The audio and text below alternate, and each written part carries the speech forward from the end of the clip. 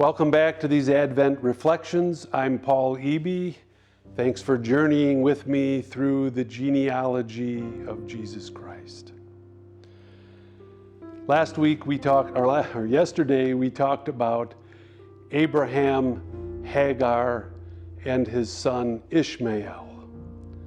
Today we're going to talk about Isaac. Now, Isaac was born in the natural way from Sarah to Abraham.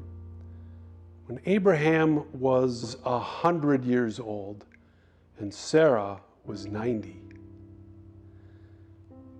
We might ask, why on earth did God do it that way?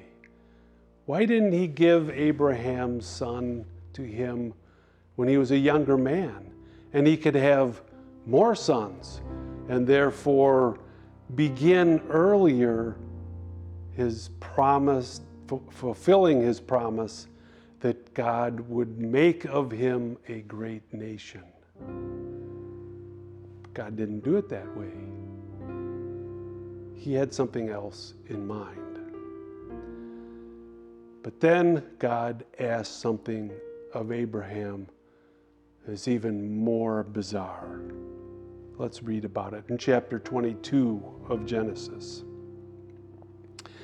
After these things, God tested Abraham and said to him, "Abraham."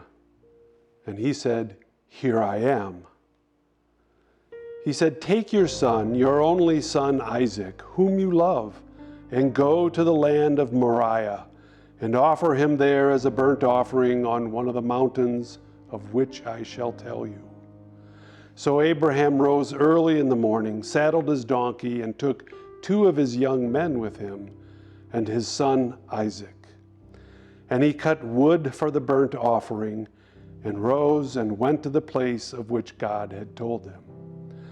On the 3rd day, Abraham lifted up his eyes and saw the place from afar.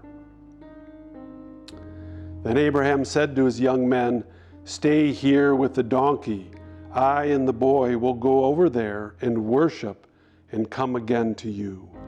And Abraham took the wood of the burnt offering and laid it on Isaac his son. And he took in his hand the fire and the knife.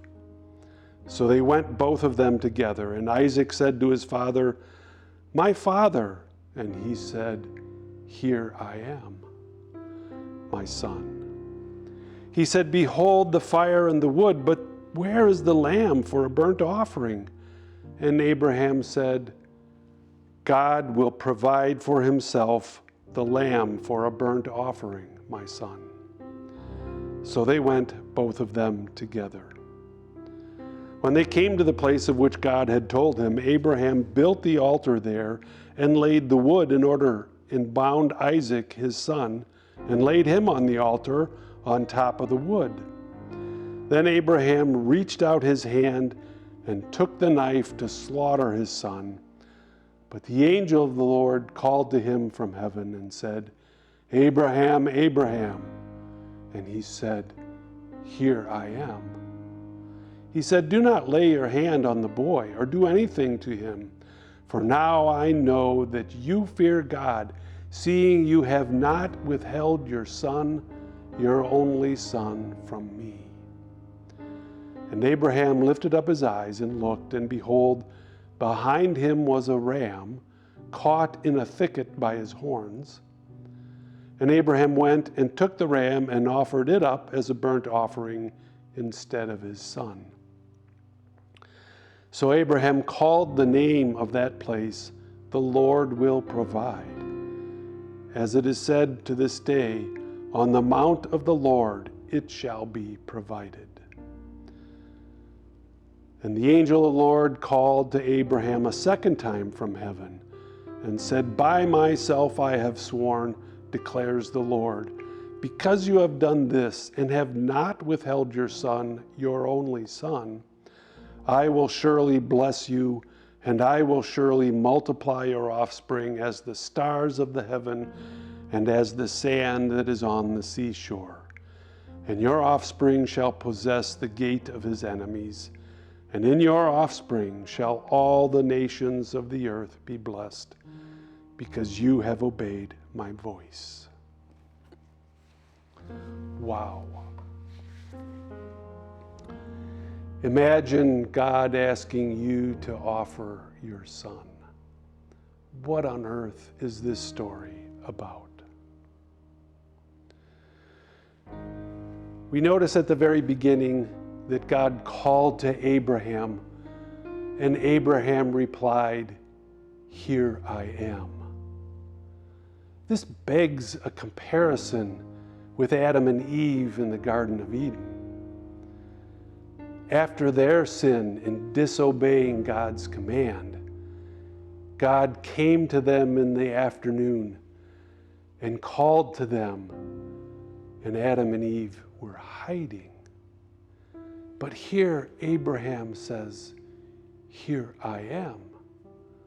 A reply that's echoed again with his son, and once more again with the angel of the Lord.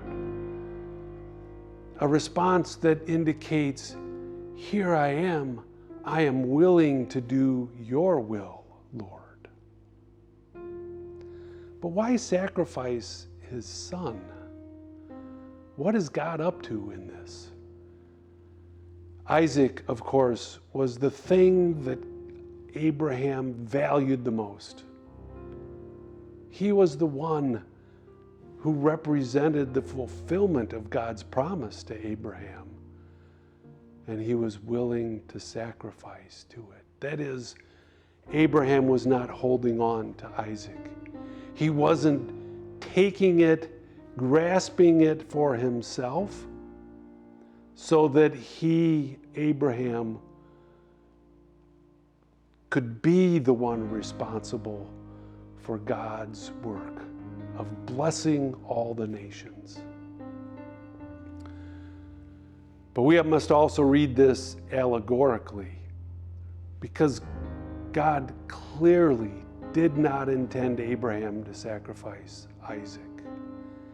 And this is a lesson that God does not want that kind of sacrifice. That God wants the sacrifice of my heart. Right? And Abraham said, God himself will provide the sacrifice. In other words, God is telling Abraham, as he's telling us, that it's not up to us to work our own salvation, but that God will work it.